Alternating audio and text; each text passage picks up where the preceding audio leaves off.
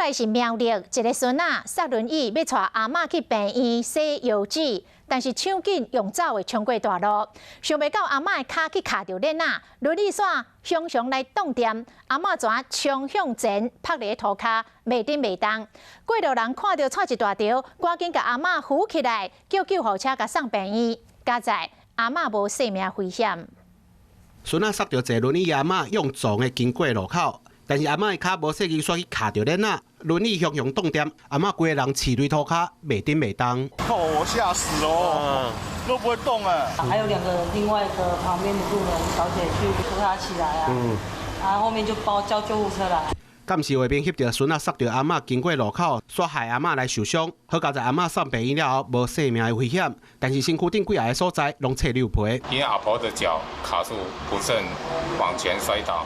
造成四肢多处擦伤。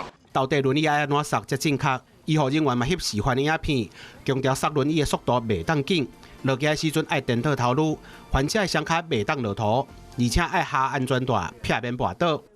脚尽量往旁边靠拢，好，再慢慢推啊。